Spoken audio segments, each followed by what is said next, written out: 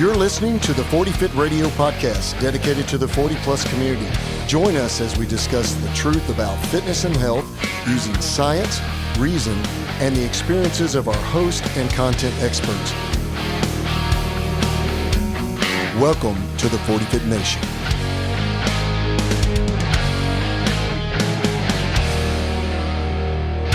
Hey guys, welcome back to the 40 Fit Radio and welcome back to the 40 Fit Nation. I've got my co-host, Coach Trent, here. Every day I'm getting closer to 40. Yeah, every day. And we got a great guest today. We've got Dr., right? I mean, you just finished your dissertation. And all right. Dr. Willie Villareal. I said that correct this time before I've said Villareal. But can we just call you Willie? Absolutely. All right. So Willie is a doctor down in the Houston area. Conroe, you're in Conroe, yeah. Conroe. Yeah. Conroe, exactly. He's my doctor. He's my wife's doctor. He is the doctor to the Country and Western Star. And he's a great guy, and he has a thriving practice. Willie, tell us a little bit about your practice first, and then we'll talk about, because today we're going to talk about Hormones 101. So you read a lot of information about hormones. You see a lot of stuff out there. What are normals? What are baselines? What do they do? We're going to talk about the basics of that today and get the info straight. So go ahead, Willie. Awesome. So hi, y'all. My name is Willie Villareal. I'm happy to say doctor now. It's been a long road. But basically, I have a cool job of I would consider it more muscle-centric medicine, kind of an offshoot of functional medicine, functional integrated medicine. You know, we really focus on not just hormones. So we're not a low T center. We do consider hormones very, very essential if they're low, if they're needed to be replaced, right? But we focus on diet, nutrition, exercise, activity, hormones if needed, and then a very, very not even really talked about component, and the kind of the intangibles, right? The mental health, meditation, things that we don't really talk about in medicine, but they're super, super, super important to overall health.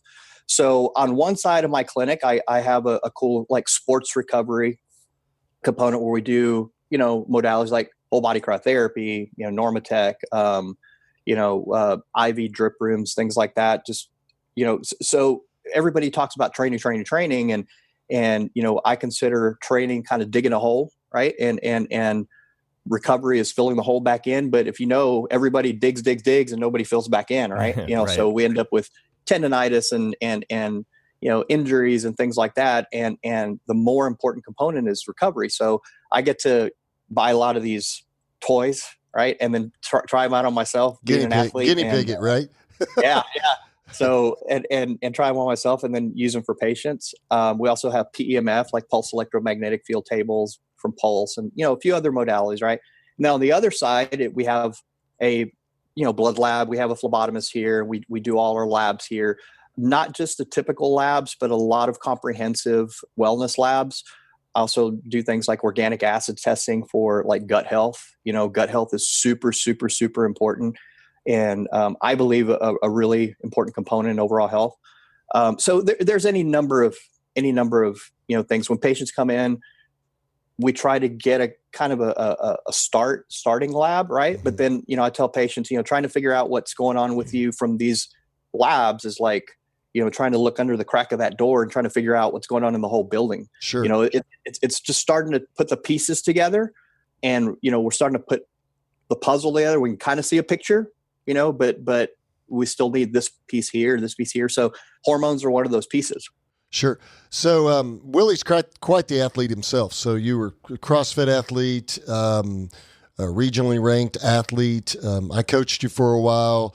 If you see Willie, he's not your typical. How old are you, Willie? Grandpa. I know you're grandpa. How old are you though?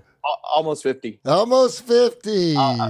Almost catching up to you. Yeah, he'll never catch up to me, man. So, but yeah, I mean, he's fit. He lives the lifestyle. He doesn't just treat the lifestyle and preach the lifestyle. He lives the lifestyle, and that's important to me.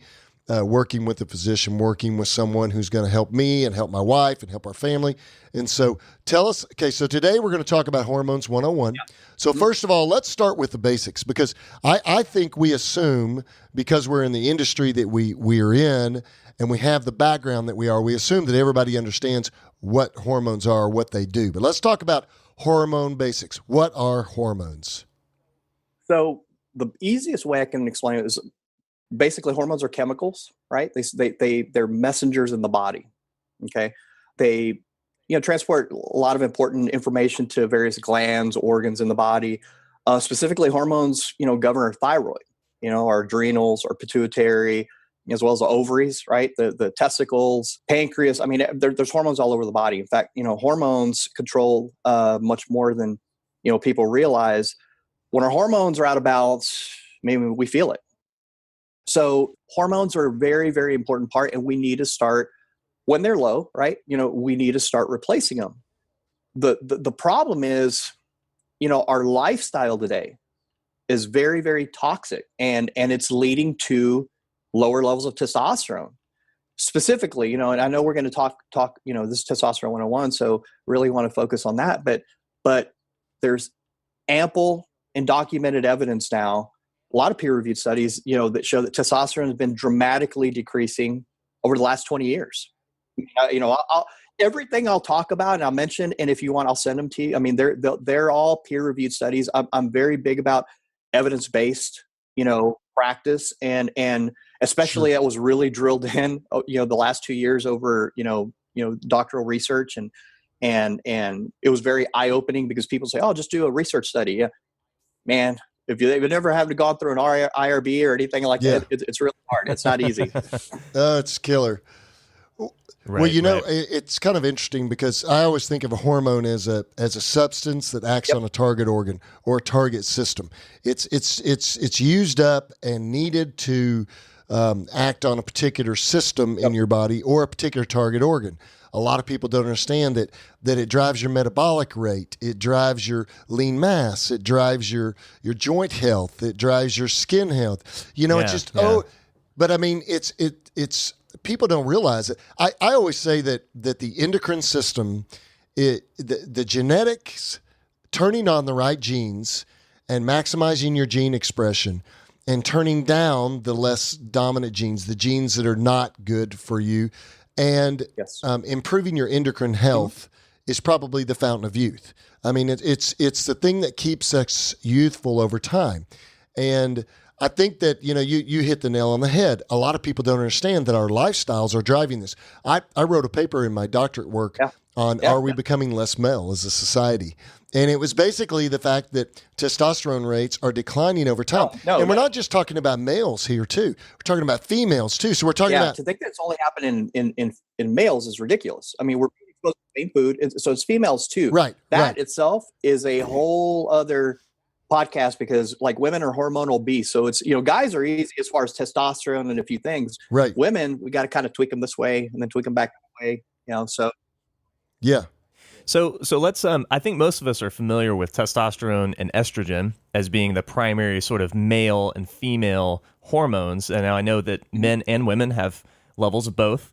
But what are some of the other hormones that we have out there, and what are kind of some of the basic functions of each? Well, there's actually a lot of, steroid hormones, like you touched on. The endocrine system is a system, right? So it's a pineal gland, pituitary, thyroid, parathyroid, adrenals, ovaries, testicles. So everything's interconnected, and each one of them produce a hormone, and that's in the endocrine system. I mean, there's a lot of other hormones in the body. Right. Vitamin D is a steroid hormone. Sure. A lot of people don't realize that. That's why I test that, but I really stress vitamin D. You need to treat it just like the other hormones, because it's not a vitamin. You harp on me all the time. Get your vitamin D in there. Get your vitamin D. You're take your iron. Take your iron. You're looking kind of pale over there. Yeah, I'm Irish. Okay, get off me. Okay. So, but it's a lot of things, and testosterone for males, it's literally plain and simple what makes a man a man. It's what gives us our male characteristics, but it drives so much more, and people think that it's just this hormone that helps us build muscle, because it's kind of skewed. We got to take it away from I really stress this with patients, and this is why my initial consults are not your typical doctor visits. My initial consults are an hour with patients, so we can sit and go through your diet, nutrition, your barriers, your things to health, right? So your barriers to health. So we need to take the testosterone talk away from if that's what we're talking about with the patient, away from the aesthetic, right? And really point out the wellness benefits and the longevity benefits, and let's attack age, right? And we'll attack age-related diseases rather than, here's, you have high blood pressure, here's a blood pressure med, Right. So it's much deeper than that, but testosterone for males, I mean, it is like this authoritative hormone. I mean, it just is. Yeah. And it drives health and wellness, period. Yeah. So we talk about balancing hormone therapy and hormone replacement therapy, but you and I have talked about this on many, many occasions, that you're not just about hormone therapy. You're about lifestyle therapy. It's about changing people's lifestyle, changing their concepts. So let's say a man or a woman walks into your office, and we'll take a male for the sake of, but you could apply these same principles to a female in many ways. They're just more complicated. Let's face it. Their hormonal system is more complicated. How we balance those things based on menopause, and if they're older, in our group, many of them are. So the client walks in the door, and you start interviewing them. You start meeting with them to work through the process of figuring out what they need to optimize to improve their quality of life, their health. So there's a lot of things that people don't realize need to be addressed prior to just giving them a hormone or giving them some type of hormone therapy. And that is lifestyle characteristics, diet, stress habits, work habits, sleep habits, all these different things. And many times we can adjust those habits to improve the endogenous or inside, their ability to produce their own hormones and maximize the values, and then retest, right, and see where they're at. Yeah. So it doesn't matter if somebody comes in and they're low T and they don't move, period. They don't exercise. There's no activity going on. They have a desk job for 8 hours. There's even little things that we do to adjust that. So like we talked about, testosterone is a lifestyle, and it includes proper nutrition, exercise, activity. Like I said, our bodies are literally being destroyed by our modern environment, unhealthy lifestyles, unhealthy diet. So fixing that, number one, it doesn't matter if they come in, they're low T and I give them testosterone, if they're candidates and they continue to eat Whataburger, or they continue not Whataburger every day, right? I don't mean right. Because everybody likes Whataburger every now and then, but this is don't Texas, be dissing right? Whataburger, dude. I mean, you're crossing the line there.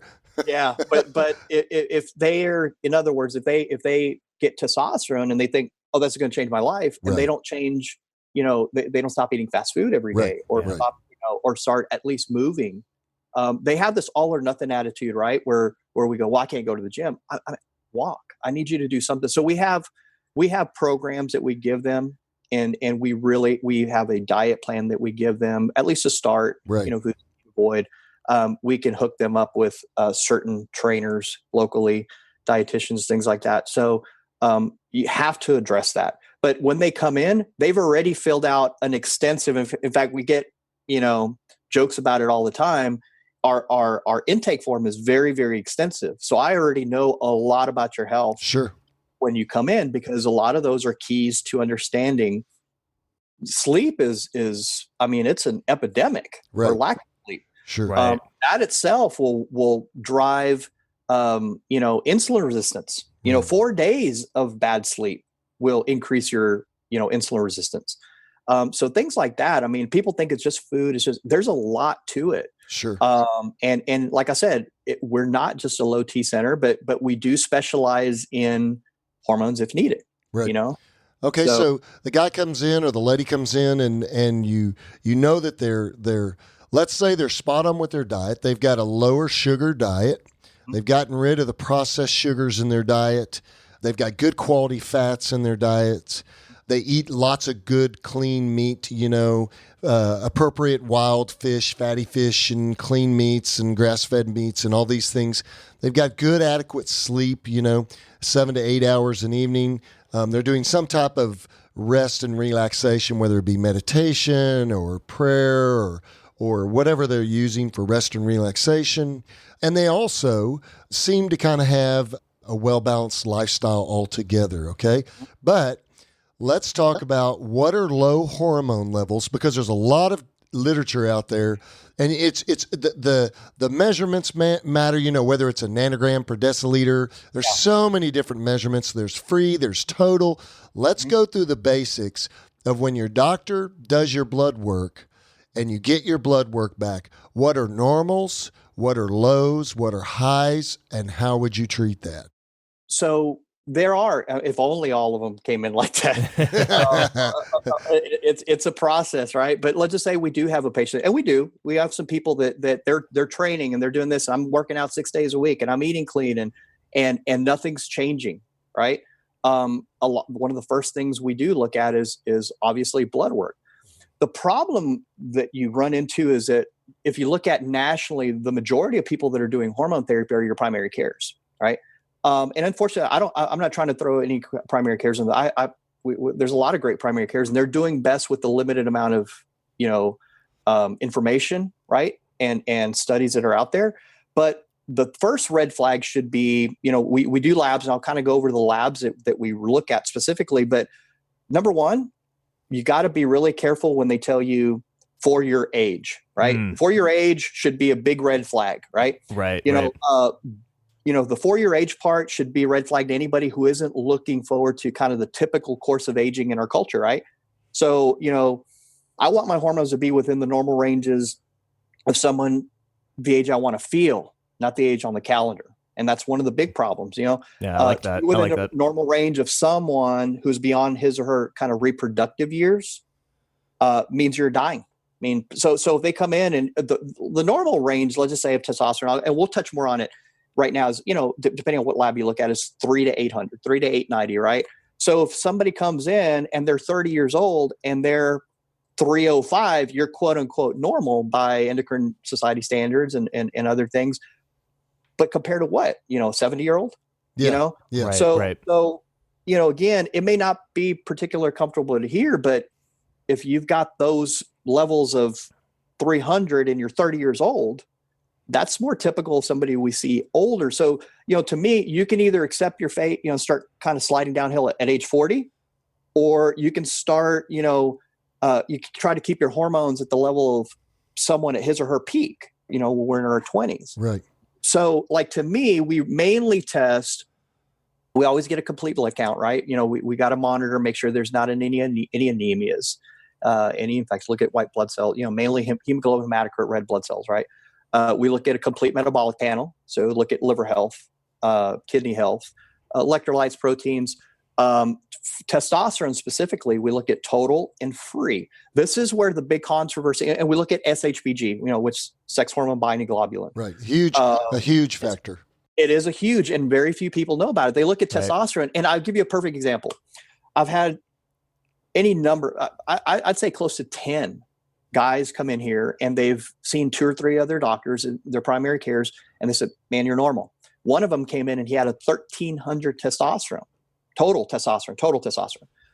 But his SHBG was through the roof, okay? His sex hormone binding globulin, meaning it's all bound, okay? So testosterone is very tightly bound to 2 proteins, SHBG, and very lightly bound to albumin, okay? SHBG, it's very tricky. It's any number. There's so many things going on with SHBG. There's so many studies.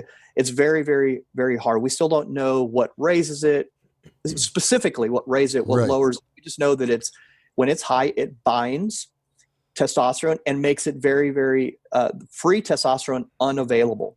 So you will have very low free testosterone, and you'll have all the signs and symptoms of low T. So these guys kept being blown off because they had a 1,300, 1,200, and understand total testosterone, depending on day to day, it's not a static number. That's a very important thing that people need to understand. People think, well, I'm 1,200. Yeah, but it's a static day. We have a 24-hour cycle in men. So it may be 1,200 one day, it may be 1,100 the next day, maybe depending also on the time of the day that you test. Right. So these guys had come in, one guy specifically 1,300, but his SHBG was through the roof and his free was very low. On CPL labs, clinical pathology labs, the normal range is 47 to 244. He was 43, I think. So even below, he was clinically low, but they never bothered to check his free testosterone. So 35 years old, very, very low free testosterone. Okay. So he had low T. He had very, very little to no bioavailable testosterone. So unless somebody looks at that, they're not going to know. Right. So those three are very important. And then we look at estradiol, right? We look at, make sure their estradiol is not through the roof. This generally just tends to be higher in your more obese people, people that are very overweight, obese, very unhealthy lifestyles, maybe even 40, 50 years old, have fatty liver disease, things like that. So vitamin D, like we talked about earlier, I'm a big proponent of vitamin D. I always do a thyroid panel because just like I talked about, it's the endocrine system. A lot of times, and we don't just specifically right away treat thyroid because sometimes you can raise testosterone if they have low T and it'll fix thyroid. It also may be other issues with thyroid, right? But we look at TSH, not just TSH, but we don't only look at TSH. I think that's another big issue that's going on today. There's a lot of people, and there's even documented studies. TSH in a lot of people today is normal, but their actual thyroid hormones are low. There's total T4, there's free T3. We look at TPO antibodies because there's a lot of Hashimoto's autoimmune going on. Hashimoto's will, a lot of times they'll have a normal TSH. Their TPO antibodies will be through the roof. Their thyroid hormones will be in the tank and they'll have all the signs and symptoms of thyroid, but they don't check. They just strictly look at TSH and the patient is just not converting T4 to T3. Well, T3 is what you feel. It's literally in the medical books called the energy hormone, right? So if we don't do that, they're going to have fatigue. They're going to have inability to lose weight. They're going to be guys. It's a little bit more subtle. So guys is a little bit more subtle on thyroid, but we check all those things. It's super important. I like to do a lipid panel. That is, again, probably a whole separate podcast. I think there needs to be a fundamental re-education on what proper lipid panels are because total cholesterol, it goes way beyond that. Triglycerides, HDL, LDL. We look at LDL's bad, HDL good, and it's way beyond that. Way beyond that. Total cholesterol is irrelevant in a low sugar environment, and this isn't anything new. Dr. DeBakey said this way back in the 50s. He says, cholesterol does not cause heart disease. Right. He says cholesterol is an innocent bystander that gets caught up in the inflammation. Well, guess what causes inflammation? Sugar. Primary sugar, processed carbs. So we've been looking at the wrong place the whole time. So again, that's a whole other separate conversation. Lipid panels, hemoglobin A1C. I'm a big proponent of that. DHEAS, that one is kind of tricky. And then PSA for men. Right. Because, and we'll kind of touch on PSA. We check it just because, it's if they're over 40, we check it and we monitor it always on anybody that's on testosterone. But PSA itself, prostate issues, I'll touch on it because there's a lot of myths and misconceptions about testosterone and prostate. Yeah. You mentioned SHBG earlier, and it's interesting. We had a client, a mid 40s client, and she had calorie sparing for years because she had been obese at one time in her life, and she had become an endurance athlete, endurance runner, and we were doing strength training with her. But she just kind of had a failure to thrive in regards to gaining lean mass and gaining muscle. And we were kind of like, God, we can't really figure this out. We're adapting programming for her. She's telling us she's getting enough protein. We were getting, 150 grams of protein, 140 to 150 grams of protein. She had a low sugar diet, but we're like, God, this just doesn't make sense. So we tested her testosterone, and we had her tested, her free and her total, and it was in the tank. Yeah. Her free was not even existent. It was like 0.02. And her total was somewhere around, I think her total was somewhere around 100, which isn't 50. Super. What was it? I think it was closer to 50. Oh, it's closer to 50. And so, but her SHBG was through the roof. Right. And so whatever she did have, she wasn't accessing. It wasn't, like you said, bioavailable. What a lot of people need to understand is that just because your total numbers are good doesn't mean that your body can freely access that and use that. Yep. It is tied to some other molecule, and basically it just gets passed through the system, or it dies, its half-life, or you urinate it out, whatever the case.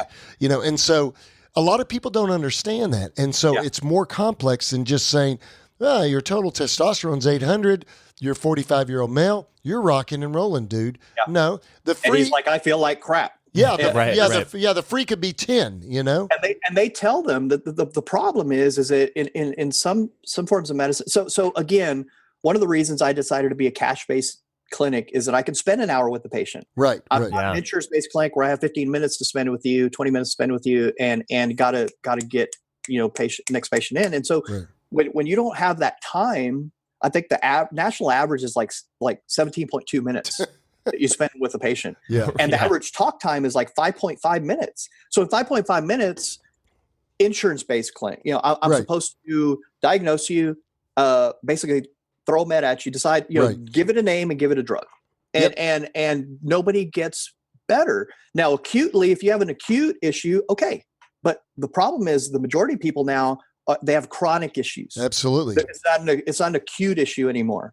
Acutely, medicine used to be great. It was, here's the infection, here's the antibiotic, here's the, now it's a multitude of things, and a lot of them are tied together.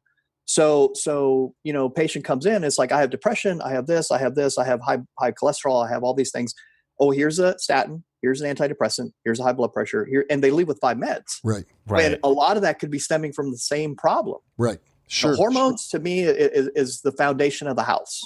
Yeah. And so if their hormones are low, and because of some of the, I'll kind of touch on some of the benefits, but I don't think that a lot of the people understand the benefits. And primary care is a lot of times they mean well. Like I said, I have a great primary care medical director. He's awesome. Right. But they have a very limited time to spend with the patient, and they try to give them hormone replacement because it's indicated.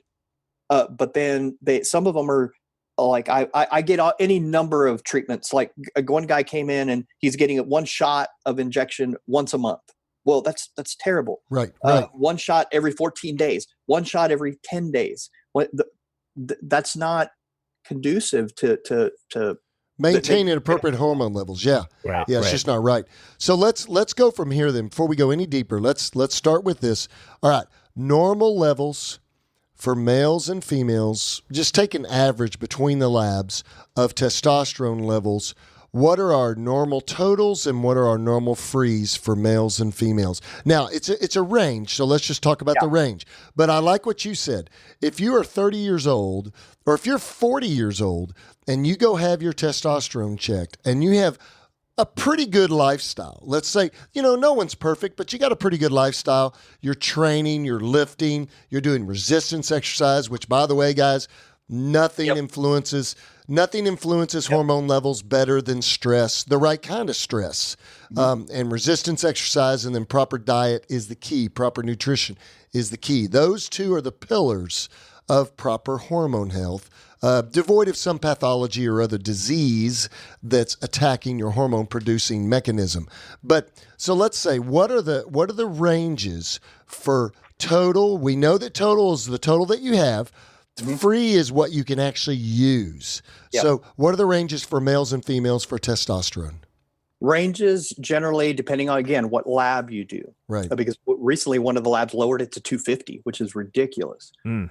But it's 300 to 890 generally. Okay.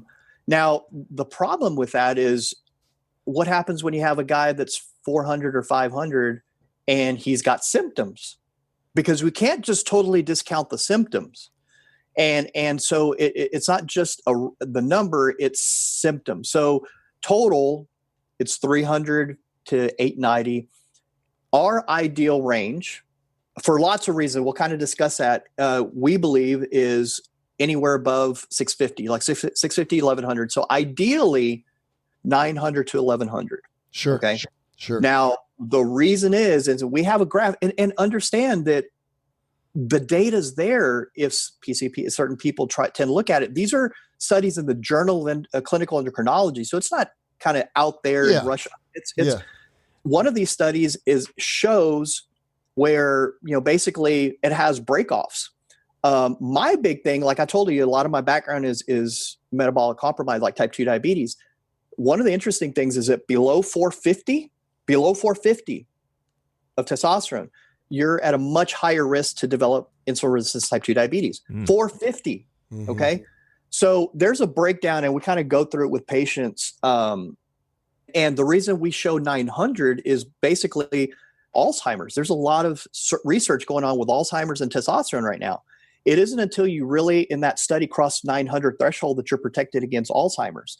There's a specific study going on at USC with researchers looking at they've actually used testosterone to stall and halt Alzheimer's in aging men with and usually about the 900 level. Yeah. And so it's cognitive benefits are way overlooked. So like testosterone, like I said, is way beyond, hey, it's male sex hormone, right. Libido and sex drive. But 3 to 890, ideally above 650, depending on symptoms, but optimally 9 to 1100. And what about free values? Free depends also on what labs are due, because we use CPL, clinical pathology lab. So CPL, the ranges usually are 47 to 244. Then again, though, we see patients that are below 100 that are normal that have symptoms. Right. Okay. If some of them come in and they're clinically low, they're way below 40, but generally they tend to feel better at 200 plus. So near that 244 range or even above. And so again, if they go above that, that's fine. As long as you look at everything else, you look at hemoglobin hematocrit, you make sure that that's good. What about females? That one is kind of a little bit different because there's no set standards. If you look at it, the normal should be less than 50 in most labs, or less than 55, right? But if you look at, let's take BioT, which is one of the biggest. BioT, it works in some. BioT are the hormone pellets, but they've done an immense amount of research on a lot of things. Now pellets work great in the people they work in. Okay, I do pellets, I do creams, injections, we do all kinds. To say that one treatment is the single best for everybody, it's not. Just like diet, just like training. I mean, but I will say BioT is excellent as far as their support, their research. BioT specifically, recommends 80 to 100 is normal, with peaking with treatment about 150 to 250 on their total, because they tend to understand the pellets tend to peak and then they level out. Okay. With their steady state being about 80 to 120, ideally what I see clinically is 100 to 200. Right. Is where they feel better. But everybody's different. Yeah. We have some women that feel better at in the hundreds. Some that feel better above 200. Some right. And a free level is about 8 to 12, isn't it? Somewhere in that range. Yes. Yeah, 8 to 12. So it'll be 1 to 8 or something, but they generally don't feel great unless they're like 6 or above. Right. Sure. Well, we had this is amazing because it's all about balance and it's all about analytically looking at the data. You can't just take a total number or a free number. You have to look at everything involved. We had a client the other day. She's 55 years old, and she had been doing very well in her resistance training. No symptoms of high testosterone at all. And her total, I called you about this. Her total was 600 and something, her total. But her free was 6.24.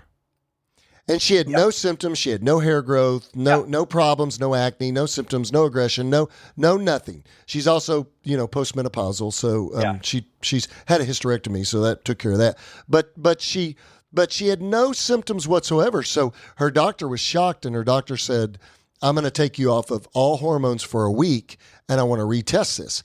Well, they took her off of all testosterone. She uses a cream. They retested her a week later, and it was through the bottom. Her free was non-existent.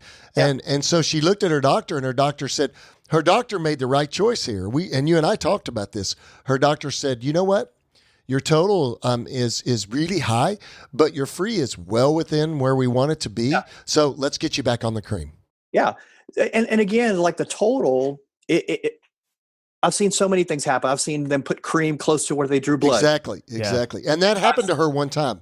That happened to her. She had rubbed the cream right on the spot where they drew blood. Yeah. Okay. I've seen all kinds of things happen with that. And understand, again, those numbers are not static. Okay. Right. Especially with a cream, it's a daily cream. So you get a daily little pulse rather than, a lot of people think it's cumulative. It's not. It's got a half-life, just like any other drug, and just like any other hormone. When I view hormones, I view them like a wave. Mm-hmm. It's like a tide or a wave. It wanes, it comes and goes. So it peaks, and then a tide, kind of retracts or what's the word I'm looking for? Well, I think isn't the scientific term pulsatile? Yeah, right? it's very pulsatile. Yeah, it's very pulsatile. So it's it's an ebb and flow kind of thing, and based on your activity level, based on the time of day. I know testosterone peaks in the morning, in the early mornings. So if you have it tested, if you go to a lab at 8 o'clock in the morning or 7 o'clock in the morning, it could show your testosterone as being high, but that's just because it's supposed to be high at that time. That's for men. Like women generally have a 28-day cycle, and ideally for women, the overall best, if they can do it, is number one, bioidentical, right? Number two, biorhythmic. In other words, mimicking the same cycle that they used to have. So in other words, if we can do it with a cream, the creams are way, way, way advanced now. I mean, we used to get a lot of non-absorbers, and granted, there's still some non-absorbers, all right? But it should kind of increase and peak about day 12, day 14, 16, like the way their estrogen and testosterone used to peak, and then kind of ebb down, right? And then, same thing, like progesterone should stay low first part of the month and then peak about days 14 through 28. When you recreate that in a lot of women, you can rebalance their hormones. So that, like I said, women are hormonal guys. Guys just tend to be, testosterone, estrogen, and we got to mind fewer amount of things, but tons and tons of health benefits. Sure. So let's. Go ahead, I actually have a question. I want to go back to something that you kind of touched on when we were talking about ranges, because I'm imagining the guy that goes out now, gets his blood work done, and he finds out his testosterone is 400, but he doesn't have any signs and symptoms. Yeah. He's actually doing just fine in his training. All of his lifestyle kind of factors are in check. Do you see that on the flip side, where you can have people that might test low compared to some of the standards that you like to see, but actually aren't having any symptoms? Yes. Yeah. And we do. And we talk about that. And we tell them, because understand that there's a lot of controversy of, well, is this forever? Is this not forever? Here's what I tell people in all honesty. It's like, we really don't, they have to be really prepared to make testosterone a lifelong replacement. Okay. Plain and simple. If they are, then fine. And they want to optimize. We still tend to not. It's just, again, it's a conversation. We give them the information. These are what you're at risk for. But if there's no signs and symptoms, then generally, we don't. Because again, that 400, that's not a static number. He may be peaking at 500. He may be higher. And again, that may be his number. Without signs and symptoms, we tend not to treat.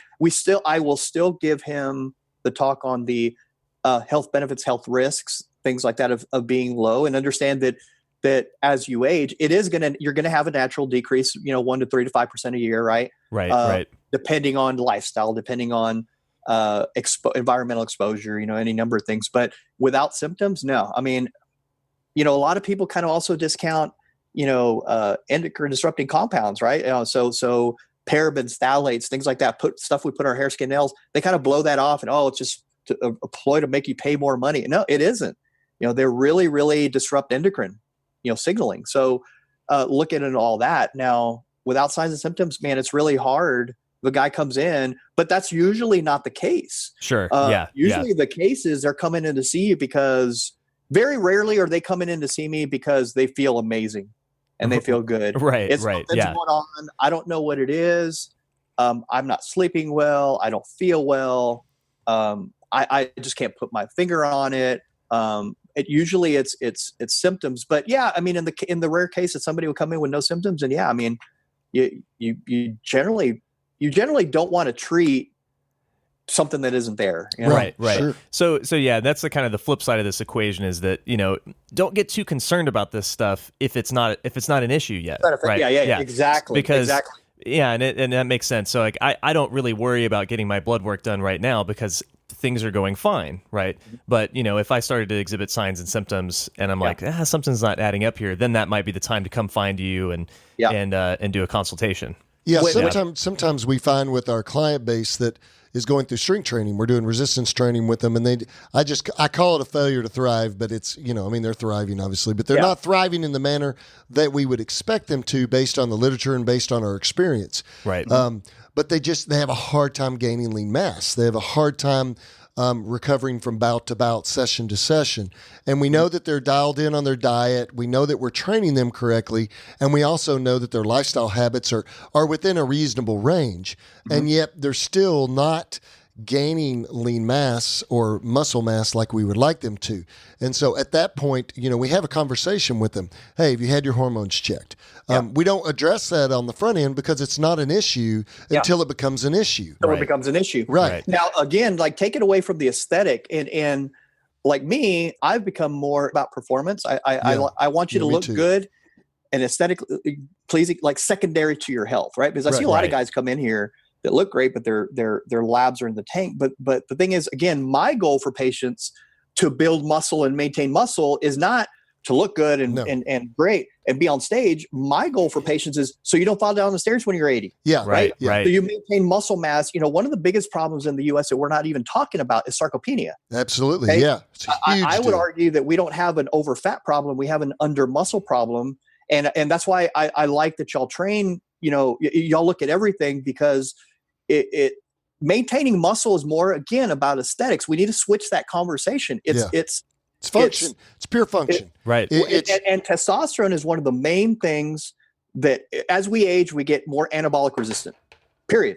So in other words, we're less able, and you see it all the time, we're less able to build or maintain muscle. Right. Yeah. Testosterone is a main driver of that. It maintains muscle mass. It helps burn body fat. It maintains a healthy sex drive, a lot of things. But again, the goal is I want you to be a healthy, active 80, 90-year-old with good movement, no joint pain, sharp brain. Yep, absolutely. I tell our therapist all the time in our facilities, I tell them, if you could drive, we talk about this all the time, 10 general physical skills. There's 10 general physical skills: strength, power, speed, agility, coordination, balance, flexibility, all the accuracy, all these different skills. If you could drive one skill that would influence all the skills, strength. It would be, it's strength. It's obvious. And so as a therapist, as a doctor of physical therapy, if I could do nothing more than make my patients stronger, I make them more able, more mobile. They think better. They act better. Everything is influenced. And again, we look at this stuff holistically.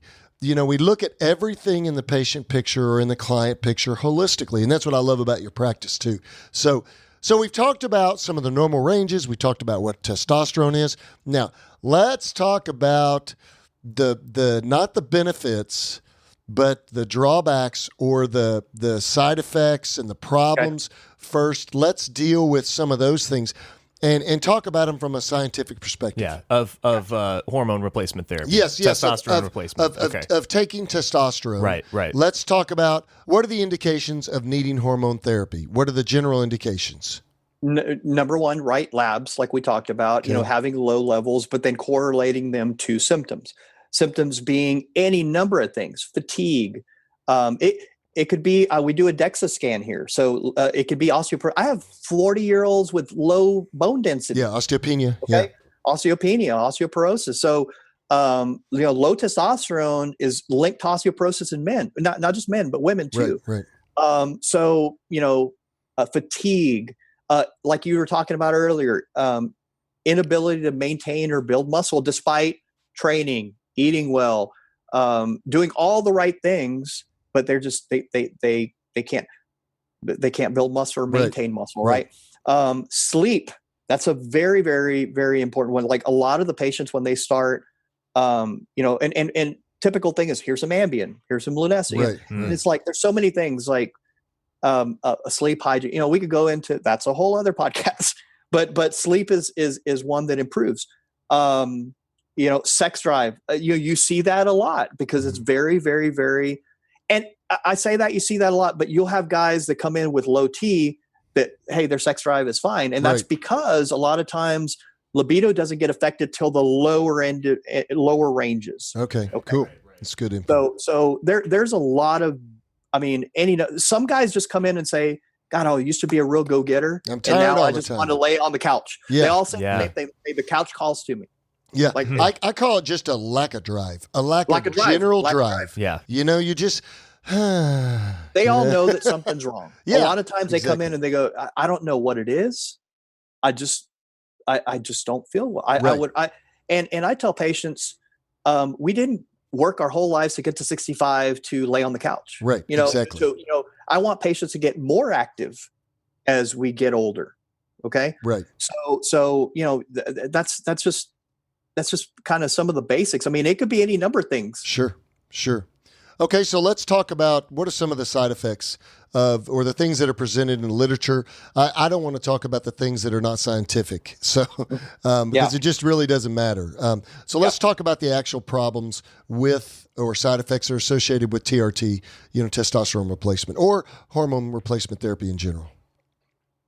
Well, most of them are all going to be dose dependent because we tend to think that higher levels are better. And to me, it's actually the lowest level I could get you to, or the level I could get you to where you feel well and don't have side effects. That's the optimal with anything. So kind of the MED, right? The minimal effective dose. And so some guys feel amazing at 850, 900. Some guys feel better at 1200. Some guys just feel antsy at 1200. Everybody has their number. So as far as side effects, it'd be mostly mild things like acne. Okay. It would be things like hemoglobin hematocrit. That one is really, really overplayed. And, one of they call him, the godfather of hormones. His name's Dr. Neil Rouzier. He's really, really adamant that testosterone does not cause blood clots and heart disease. There's a big misunderstanding between what we call polycythemia.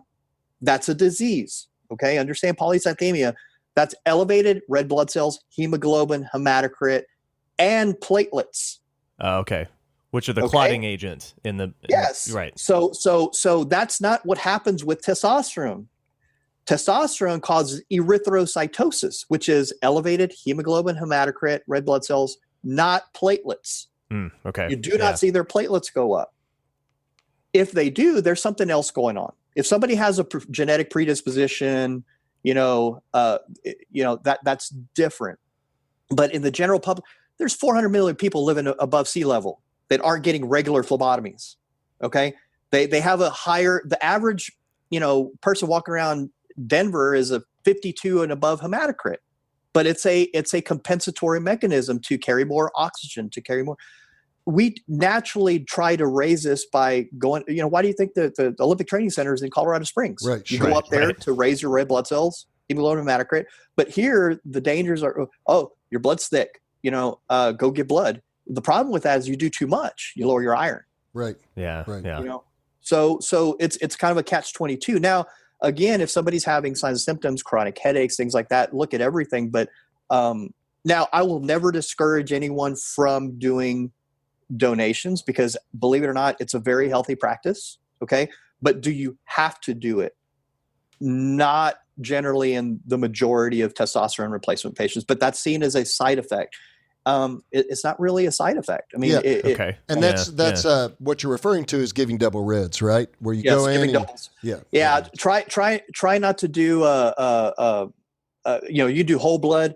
I generally tell patients don't do doubles. They try to always get you to do doubles, but that takes twice the amount, and they circulate your plasma and give it back to you. I personally, like when I have done that, I get weak and kind of dizzy, and so I don't do it. So I just tell them you can do whole blood. Yeah, cool. If needed. Okay, Excellent. so we talked about that. So let's talk about some more side effects. So one of the ones that we worry about with guys, and not really worry about, is just simply aesthetic, is testicular atrophy, right? Because if you're getting an exogenous testosterone, a lot of times you're not getting that signal to your Leydig cells in your testicles to make testosterone, so they tend to atrophy. Now, it doesn't shrink like raisins like you hear about, with patients. That's more with anabolic steroids with high levels. Understand there's a big, big difference, and this is a very important point. There's a big difference between juicing, bro science, right, and what you see in the gyms, and proper hormone replacement. Huge difference. Absolutely. Yeah. The body is not intended to take super therapeutic doses of anabolic steroids or testosterone. And let's talk about the word steroid. They ask me all the time, is testosterone a steroid? Yes. Testosterone is a steroid. Okay, but it's it's got a bad name because of what. Right. It's a naturally occurring steroid. It's an endogenous. Your body produces it. Yes. Versus some other steroids, which are synthetically made steroids, which have been classical in the bodybuilding industry, along with other things like growth hormone and things that they take. And I think you have to break that misconception, stigma that testosterone replacement is juicing. It's not juicing. Yeah. It's not, now if you're bumping your levels to 2000, absolutely. or something, it's juicing, but that's not what the client that's walking in is looking for. They're looking for improvement in quality of life. Or should the practitioner absolutely attempt to do. Right. Exactly. Okay? Right. The goal is never to get them as high as you can. It's to get them to where symptoms are resolved. Right. And where their health is protected. So that's basically it. I mean, in a nutshell, is like our goal is long-term health. Are there any other side effects that are concerns within the public arena? Are there any other things that you hear about that people are concerned with? Testicular shrinkage is one. Yes. We talked about acne. We talked about aggression. We talked about some of these other symptoms. Aggression is generally overblown. And let me tell you, like we have some, and for whatever reason, this is kind of an extreme. But for whatever reason, one of the OB-GYNs, because I have a surgical company too. I'm in surgery also. I've been in surgery for 25 years now. And I work with an OB-GYN surgeon. We've got, for whatever reason, the reputation of working with a lot of the transgenders. So, we do their hysterectomies. These are biological females that from the waist up, they're males. Okay. But they're there to get their hysterectomy. They've been on testosterone, male testosterone doses, 200 milligrams a week for 10 plus years. No aggression, no heart issues. Nothing. Now, other than the wanted side effects that they want, the masculization, which that's never a goal for a female, like virilization. Right. But no aggression, no any. Now, if you bump it for males above the 2,000-3,000 mark, I mean, you may, but in all honesty, the amount of roid rage or things that you hear about with proper hormone replacement is, I can tell maybe on one hand how many times I've actually seen it in patients. Right. Yeah, it always struck me as like the roid rage myth was more of you're probably already a jerk. Yeah, the type of people. the type of people now that are going to think you're more of a jerk. Exactly. Psychosomatic. The kind of person that's going to take enormous amounts of performance enhancing drugs is also probably the type of person that's very egocentric, very very narcissistic, and so right. What's crazy is a majority of people that I've seen taking these drugs are not even high level competitors. No. They're not these elite athletes. I mean, they're the gym bros and the Gold's Gym. That's they're wannabes. Kind of wannabes. One of the big ones I really, really want to touch on is because this is a very big concern, and so much so that I have a section in my office where I have studies, and so a patient comes in and says, "My doctor said that it's bad for my heart." Here's a study. Perfect. Yeah, it's bad for my. What my doctor said that it's bad for my prostate. Here's a study. So prostate specifically. Okay? Understand that fear came from 1944 from a study called the Huggins study. It was an animal study. Okay. So thank God recently, Dr. Abraham Morgan Taylor, who's a pioneer in testosterone. Okay. Harvard trained urologist, has really debunked a lot of these cardiovascular myths, prostate myths. Okay, things like that. So prostate specifically, 3 recent studies, okay, have failed to find any link between prostate issues and testosterone therapy. But 2 did find that low testosterone, they actually found the opposite. Low testosterone levels are associated with an increase of prostate cancer. Okay? Interesting. Yeah. So specifically, Dr. Abraham Morgan Taylor, he has 3 main points that I want to make. Okay. He did this great study, and it was called Destroying the Myth about testosterone replacement in prostate cancer. He started posing this in the 80s. His stances are, number 1, low blood levels of testosterone do not protect against prostate cancer and indeed may increase the risk. Okay. Number 2, high blood levels of testosterone do not increase the risk of prostate cancer. And number 3, treatment with testosterone does not increase the risk of prostate cancer, even among men who are already at high risk for it. Okay. So again, very inclusive. There's even some very, very forward-thinking urologists that are actually using testosterone. They've even said that, it's they're of the opinion that testosterone deficiency can safely be treated with testosterone optimization therapy after successful prostate cancer treatment. Okay. So each person has to be evaluated differently, but the data points otherwise, right? So the other big one is cardiovascular. That one was one of these where, you even have, still today, I have guys coming in saying, it causes heart attacks and heart risk. And so understand where that came from. It came from specifically testosterone in older men therapy, a study. Okay. It was done specifically on men that were over 65, okay, immobile. So it was a totally already a high risk population. Yeah, already a high risk population, but a totally flawed study, right? So again, going back to Dr. Abraham Morgan Taylor, testosterone therapy and cardiovascular risk, advances and controversies. Okay, he did it to kind of debunk. It was a 2015 Mayo Clinic study. In summary, we find no scientific basis for the suggestion that T therapy increases cardiovascular risk. In fact, as of this date, we are unaware of any compelling evidence that T therapy is associated with increased cardiovascular risk. On the contrary, the weight of evidence accumulated by researchers around the world over several decades clearly indicates that higher levels of T are associated with amelioration of, or improvement, right, of cardiovascular risk factors and reduced risk all-cause mortality. So, I mean, the data is there if people choose to, but they need to quit parroting what they heard 20 years ago. Sure. Right. One of the more recent studies I actually showed a patient, it's a 2017 study from DeBakey Heart Institute, Methodist, and it shows no credible evidence that cardiovascular that it causes any cardiovascular risk. In fact, it shows that there's cardiovascular benefits to testosterone replacement. So another side effect we worry about with testosterone replacement is aromatization, or basically it's a conversion of testosterone to estrogen.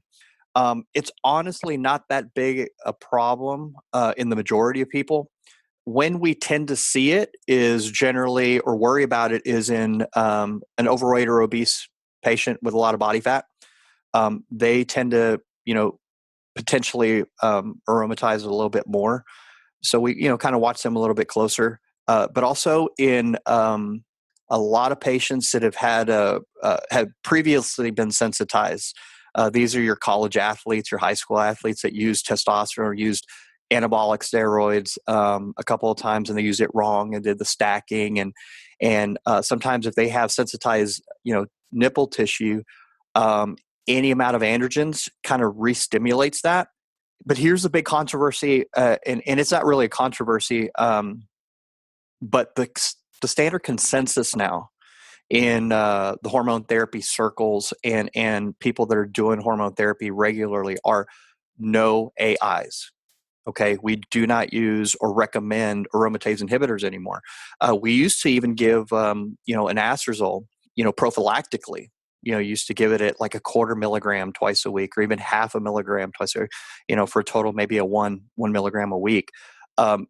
Since then, over the last couple of years, there's been a lot of data coming out. And this is a really important point because, there's still a lot of them that are still, status quo treatment and given AIs.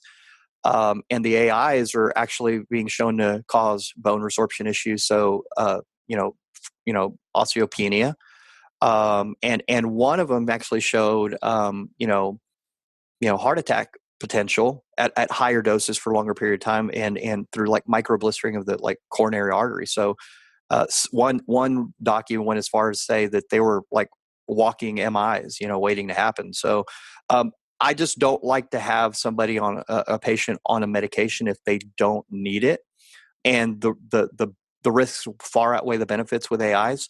So now, what happens in your guy that gets gynae? Well, we tend to gynecomastia, right? Yeah, gynecomastia, where they'll get basically sensitive nipple tissue or burning or actually growth. Okay, they'll get tissue growth behind the nipple, and it'll be like kind of a lump. Same thing that we tend to do for pubertal. Sometimes this happens spontaneously with puberty in some boys. And I've had a few patients like that came, and it's a natural part, and they'll get gynecomastia on one side. The standard treatment for that is some it's a SERM called tamoxifen, and you can do that for anywhere from 4 to 6 weeks, and it tends to go away. Okay. If that ever does pop up and a patient does experience that, and our first thing is give it a few days, see if it goes away, but if not, would lead more towards a SERM short term to see if it avoids symptoms, and then off, ideally short term and then off. But it's honestly not as big of an issue in the overwhelming majority of the patients. Sure. So if someone was previously obese but has lost a significant amount of weight, and they're training in the style that we would prefer them to train, and they've recomposed their body, is that much of an issue for them? No, it's if they're currently obese and carry a lot of body fat, because the body tends to hold a lot of estrogen in body fat, and once they start to lose that, but that's why you may also see this without even hormone therapy. In rare occasions, we've had, you see a lot of guys that are losing a significant amount of body fat quickly, and they may have some, hormonal side effects like that. Rarely is the case, but it's if they have current high amount of body fat or high body fat composition. I see. But the main ones, like I said, that we see is if they've previously abused steroids. That tends to, if they've been sensitized before, sometimes even any amount of androgen will sensitize, and then we kind of got to watch them a little bit closer. One of the things we talked about before was this, that you've got these potential risks, and the literature shows that there's a lot lower risk than we actually think, or that the average individual thinks they are. But the benefits far outweigh the risk. Let's talk about the benefits real quickly. Let's just go through that litany of list. Number one, decreases body fat, period. One of the things I really, really like is it, specifically testosterone, it does a lot more in the bodies of both men and women than people think. Is it in both men and women, it helps to build muscle, burn body fat, and maintain a healthy sex drive. Plain and simple. Yeah. As far as, specifically with, earlier when we talked about with insulin resistance with type 2 diabetes, I mean, it really, really testosterone, it really, really, maintains proper, it can combat insulin resistance. Having a proper amount of testosterone actually promotes proper insulin, proper glucose utilization. You have more metabolic currency. Right. Sure. Right. Yeah. Sure. Period. And we know muscle. Yeah, exactly. I was going to say, and we know if that's helping to drive muscle mass, that muscle mass can act as a sink as well for glucose. Yeah. I mean, we always talk about this, that the more lean mass you have on board, the higher your metabolic rate is. So the goal is, if you want to maintain metabolism, you maintain lean mass. To maintain lean mass, you must provide stress. You must have proper nutrition. And if all those things are correct, and you're still not maintaining lean mass, then look at your hormones. Look at your blood work. Make sure that you're dialed in so that the work that you're doing is is that you're receiving the benefits from the work that you're doing. So that's kind of how we looked at it from a perspective standpoint. You know, we take one step at a time and we look at that process. And again, always that dosage needs to be at a minimal effective dosage. It needs to be at just enough to where we bring that therapeutic level up and their life is improved. You know, there's quality of life there. Right. So muscle mass, decreased body fat, like we talked about, improves heart health, studies on that. So all of these that I'm telling you, all backed by evidence-based peer-reviewed studies. Yeah. Right. So improves heart health. It can be considered a potent nootropic or a smart drug, okay? Because it improves verbal, spatial, cognitive health. You know, like we talked about the Alzheimer's issue, I'll kind of touch on that, but basically working memory and executive function, it raises it. Testosterone itself. So it's very overlooked as far as brain health. Right. And they tell me, they say, I think clearly, they all report that. This one's very, very, not really known about, but it can increase dopamine. Okay. One specific study showed that testosterone can enhance dopamine release in kind of the mesolimbic system, which may protect against depression. That's why we hear about it, helping with depression. There's big studies on testosterone and depression. And then the associated decrease in dopamine activity in kind of reward-related brain pathways. So in this way, it can help with depression. A lot of studies, like I said, have demonstrated testosterone with depression and mood. Yeah, we can go back to, we recorded an episode with Dr. Pewter a few months ago where he talked a little bit about the impact of testosterone levels and strength training on depression.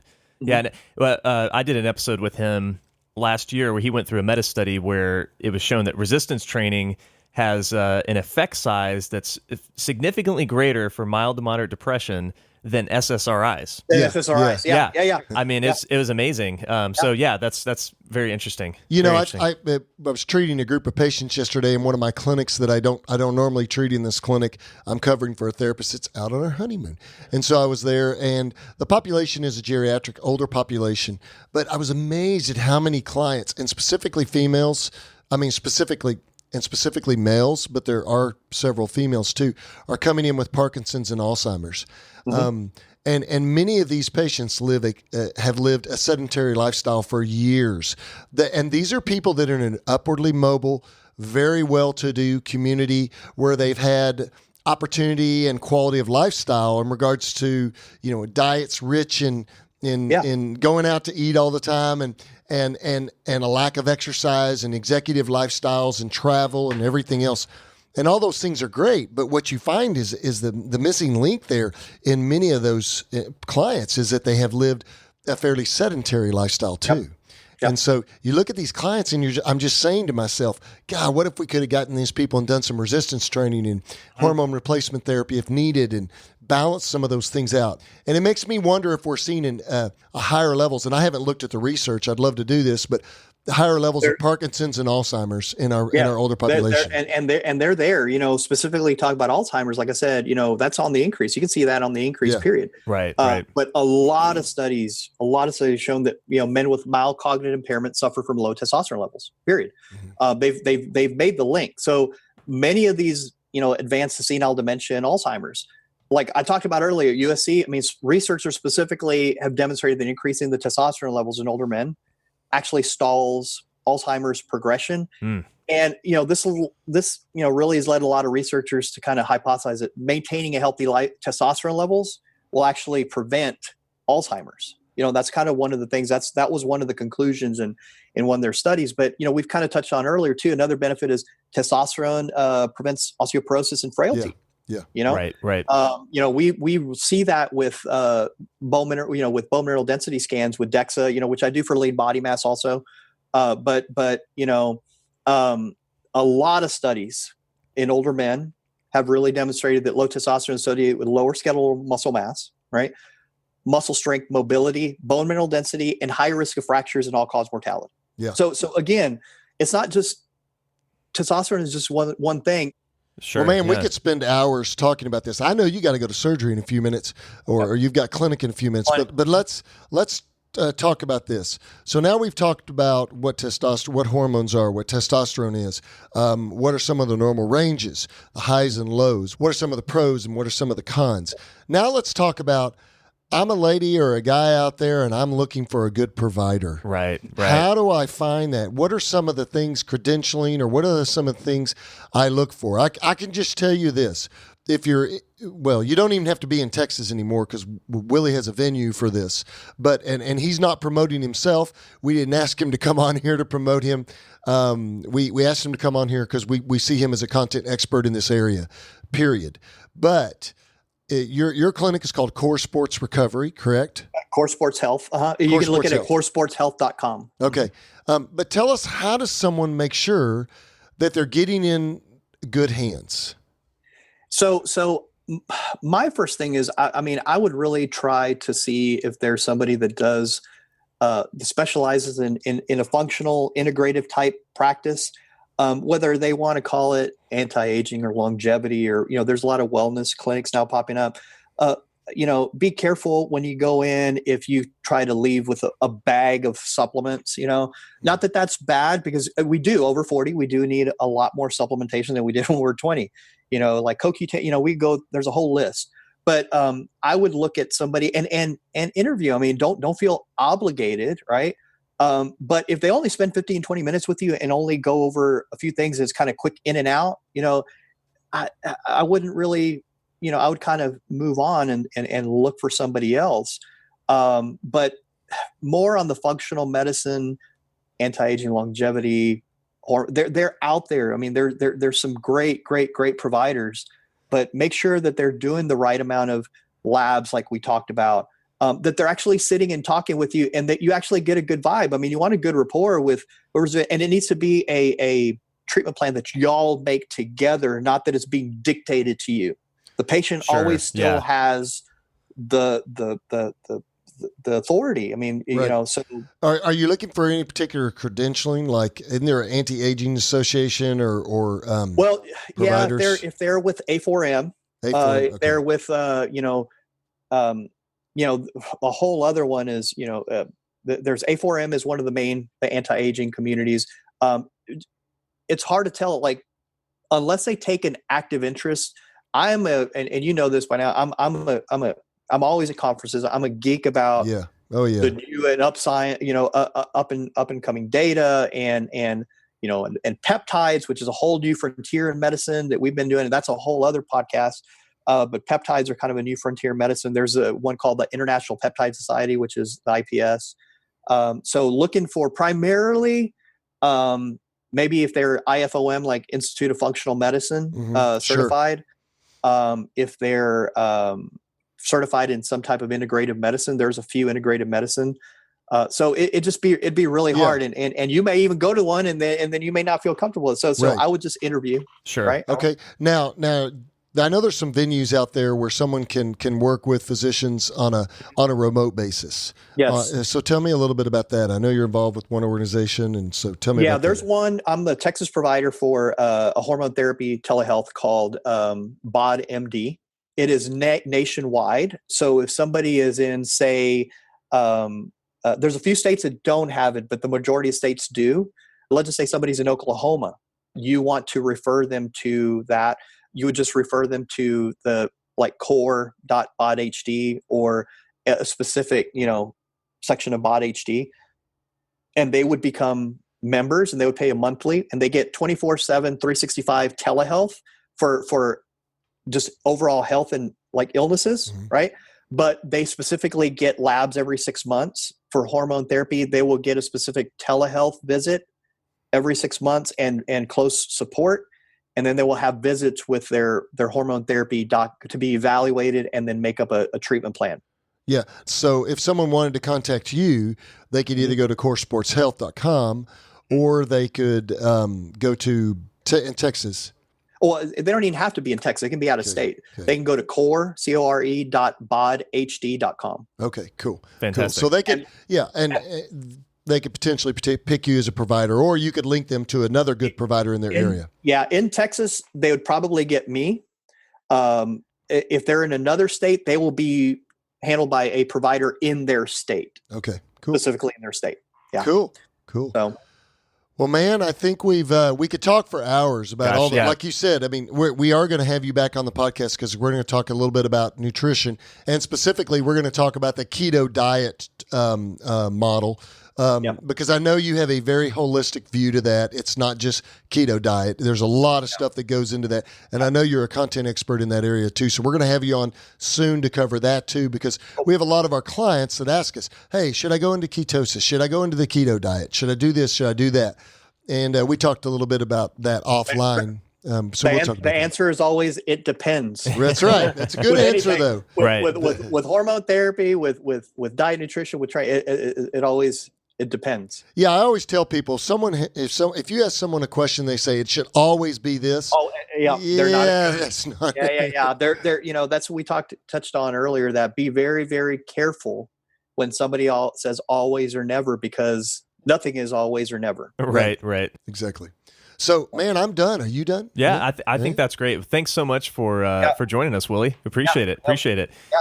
And we'll drop some links to Willie's practice, the Core Sports Health and BodMD. We'll drop some links in the show notes. If you want to go check them out there, you can do that. Well, man, thanks for being here on 40 Fit Radio, Willie, and thanks for our listening audience joining the 40 Fit Nation. If you want to find out more information about 40 Fit, you can go to info@40fit.com. You can go to @40Fit Radio on Instagram and the 40 Fit Nation Facebook group. You can link with Willie at Core Sports Health. You're on Instagram too, aren't you? What is it on Instagram? I believe it's Core Sports Health also. Yeah, I think so. All right. So you can search that, or you can go to Trent or Eyes, or Trent or My, however you would say that. You can go to our Instagrams, and that's @Marmalade Cream for Trent, and myself @Dr. Deaton. So have a great day, and thanks for joining the 40 Fit Nation.